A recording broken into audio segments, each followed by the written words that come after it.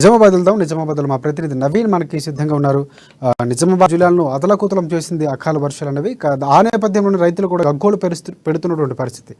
చేతికి అందిన పంట నేల కొరిగింది. వర్షానికి తడిచి ముద్దనటువంటి పరిస్థితి. ఆరుగాలం పండించిన పంట చేతికి వచ్చే సమయంలో అకాల వర్షం ఒక బకాసుల్లాగా వచ్చి తినేస్తున్న పరిస్థితి. రైతులు కూడా దానికి సంబంధించి పూర్తిగా ఇక్కట్లో పడుతున్నటువంటి పరిస్థితి. దీనిపై పూర్తి అప్డేట్స్ ఏంటి నవీన్ చెప్పండి.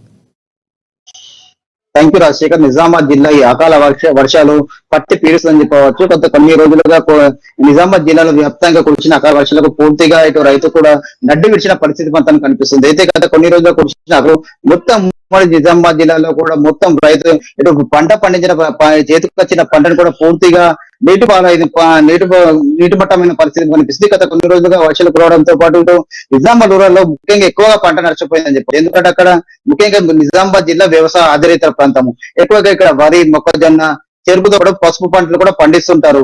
ఎక్కువగా గత కొన్ని రోజులుగా కురిసిన వర్షాల వల్ల కూడా ఇటు సిరికొండ, దర్పల్లి, అలాగే పడకల గ్రామం కింద పూర్తిగా పంట మునిగిన పరిస్థితి కనిపిస్తుంది. మొత్తం చెరువులన్నీ ఇటు పంట పొలాలన్నీ కూడా చెరువులను పంపిస్తున్న పరిస్థితి మొత్తం కనిపిస్తుంది. ఎందుకంటే అక్కడ వర్షాలు కుండపోతగా కురిసిన వర్షాల వల్ల కూడా పూర్తిగా కొన్ని రోజులుగా ఇటు వరి చేతికొచ్చిన పంట పూర్తిగా ఇంటి పట్టం కావడంతో కూడా పూర్తిగా మురిగిపోయిన పరిస్థితి, చేతికి అందిన పరిస్థితి మొత్తం కనిపిస్తుంది. పూర్తిగా లక్షలు పెట్టి మరి ఇక్కడ పంట వేసుకున్నాం. అయినప్పటికీ కూడా ఈ అకాల వర్షాలు కూడా తమ రాష్ట్ర ప్రభుత్వం ఆదుకోవాలని చెప్తున్న పరిస్థితి కనిపిస్తుంది. ముఖ్యంగా నిజామాబాద్ జిల్లాలో ఎక్కువగా ఇటు వడగళ్ల వాన కూడా పూర్తిగా మామిడి పంట లాస్ అయిన పరిస్థితి కనిపిస్తాయి. గత కొన్ని రోజులుగా కురుస్తున్నటువంటి వర్షాలు అలాగే రాళ్ల వర్షం వల్ల కూడా పూర్తిగా చేతికట్టి ఇటు మామిడి పంటలు కూడా పూర్తిగా నేల పరిస్థితి కనిపిస్తుంది. దీనివల్ల కూడా పూర్తిగా నష్టపోయామని చెప్తున్నాం. ముఖ్యంగా ఇటు చూసుకున్నట్లయితే నిజామాబాద్ జిల్లాలో మొత్తం 10,000 ఎకరాలు మొత్తం పంట నష్టం కాగా ఇటు కామారెడ్డి జిల్లాలో 31,000 ఎకరాల పంట నష్టం జరిగింది. మొత్తం ఉమ్మడి జిల్లా చూసుకున్నట్లయితే 41,000 ఎకరాల పంట నష్టం పూర్తిగా నష్టపోయిన పరిస్థితి కనిపిస్తుంది. దీన్ని తాము ఖచ్చితంగా ప్రభుత్వం ఆదుకోవాలని చెప్తున్న పరిస్థితి మొత్తం ఇక్కడ రైతులు చెప్తున్న పరిస్థితి మొత్తం ఇది. ఇక్కడ చూసుకున్నట్లయితే మరోవైపు ఇటు వరి కోతకు వచ్చి కళ్యాణ వద్ద పెట్టిన వరి ధాన్యం కూడా గత 3-4 రోజులకు వచ్చిన అకాల వర్షాలు పూర్తిగా నీడముడిన పరిస్థితి, అక్కడ లేఖలు కూడా వస్తున్న పరిస్థితి మొత్తం కనిపిస్తుంది. ఎందుకంటే ఇటు వరి కొనుగోలు వద్ద వరి కోసి కళ్యాణ తీసుకొచ్చాము. అక్కడ రోజు అక్కడ ఆరబెట్టిన సందర్భంలో ప్రతిరోజు రాత్రి పూట కురిసిన అకాల వర్షాలకు పూర్తిగా నీట ముడుగుతున్నాయని చెప్పి కూడా రైతులు ఆవేదన చేస్తున్నారు. ఇది రాష్ట్ర ప్రభుత్వం కూడా తమ ఆదుకుంటలేదని చెప్పి కళ్యాణ వద్ద కూడా లారీలు ఏర్పాటు చేయకపోవడం, అలాగే వారికి సంబంధించిన బార్దన్లు దిగుబడి సంచులు కూడా ఇవ్వటాలని చెప్పి దీనివల్ల తాము పూర్తిగా వంట నష్టపోయామని చెప్పి కూడా చెప్తున్నారు. అయితే దీనికి ప్రధానంగా ఇటు రాష్ట్ర ప్రభుత్వం ప్రధాన కారణం అని చెప్పి కూడా చెప్తున్న పరిస్థితి.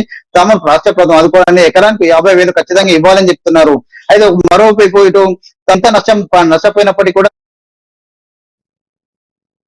రైట్ నవీన్, ఇంకోటి ప్రధానంగా చూసుకుంటే ఈ నేపథ్యంలోనే జిల్లా వ్యాప్తంగా లేకపోతే రాష్ట్ర వ్యాప్తంగా పర్యటనలు చేస్తున్నటువంటి పరిస్థితి కనిపిస్తుంది. నాయకులు, ప్రచార ప్రతినిధులు కూడా ఎక్కడెక్కడైతే పంట నష్టం జరిగిందో ఆ రైతులు ఆదుకునేందుకు వెళ్ళి ఆ పంటలను పరిశీలిస్తున్నటువంటి పరిస్థితి. ఇక్కడ ఇప్పుడు నిజామాబాద్ వ్యాప్తంగా చూసుకుంటే ఇప్పుడైతే పంట నష్టం జరిగిందో ఆ ప్రాంతాలు ఇంతవరకు అధికారులు ఎవరైనా పరిశీలించారా?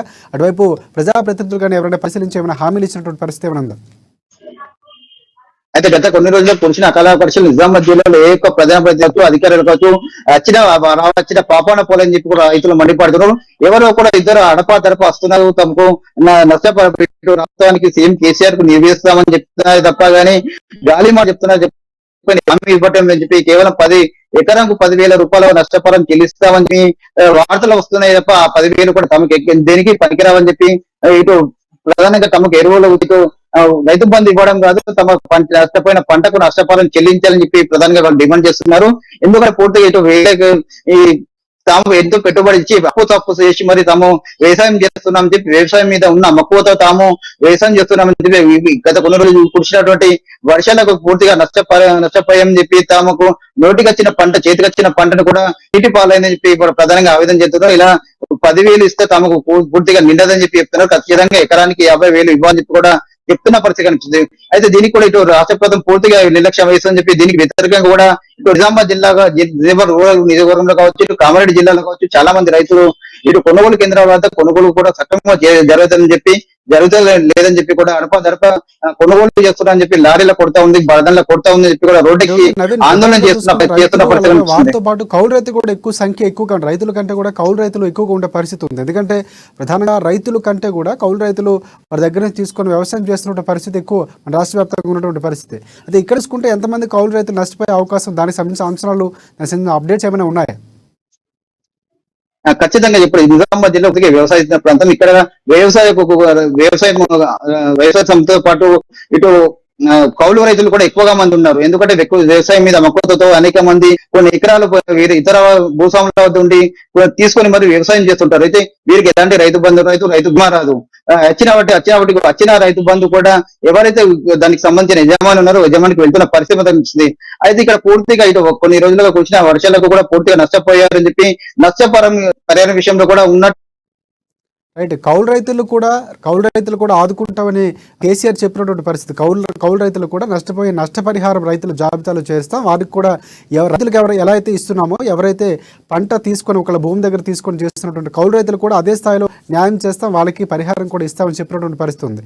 మరి ఈ నేపథ్యంలో నిజంగా అలాంటి లెక్కలు కానీ జరిగితే న్యాయం జరిగేందుకు అవకాశం ఉంటుంది కదా ఖచ్చితంగా. పెట్టుకుంటే మాత్రం ఖచ్చితంగా కౌలు రైతులకు ఇటు మంచి జరుగుతుందని చెప్పొచ్చు. ఎందుకంటే కౌలు రైతులు కూడా పూర్తిగా ఇటు పెట్టుబడి పెట్టి అప్పు చేసి మరి వ్యవసాయం చేస్తుంటారు. పూర్తిగా ఇటు ఇంత మూడడంతో కూడా వాళ్ళకి ఎలాంటి ప్రభుత్వం ఇంతవరకు గత 6 సంవత్సరాలుగా చూసినట్లయితే వీరికి ఎలాంటి నష్టపరిహారం చెల్లించలేదు. వీరికి ఎలాంటి ఆర్థిక సాయం ఇటు రైతు బంధు కావచ్చు, రైతు బీమా కావచ్చు ఇవ్వని పరిస్థితి ఉంది. అయితే కొద్ది రోజులుగా సీఎం కేసీఆర్ ఇచ్చిన మాట ప్రకారం ఖచ్చితంగా ఇటు వీరికి ఆదుకుంటే మాత్రం ఖచ్చితంగా వీరికి లాభం చేకూరుతుందని చెప్పొచ్చు. ఎందుకంటే ఇటు వీరు కూడా అదే చెప్తున్నారు, ఖచ్చితంగా తాము పూర్తిగా ఇటు పెట్టుబడి పెట్టాము, పూర్తిగా నష్టపోతున్నాము, దీని ఇటు కౌలు రైతు ఇటు రాష్ట్ర ప్రభుత్వం ఎలాంటి విషయంలో కూడా తమ ఆదుకుంటారని చెప్పి చెప్తున్న పరిస్థితి. ఇప్పటికైనా రాష్ట్ర ప్రభుత్వం తమను ఆదుకోవాలని చెప్పి తమ బాధను తమకు ఎకరాకు 50,000 చెప్పుకున్నా కూడా ఇవ్వాలని చెప్పి కూడా వీరు కౌలు రైతులు చెప్తున్న పరిస్థితి కనిపిస్తుంది.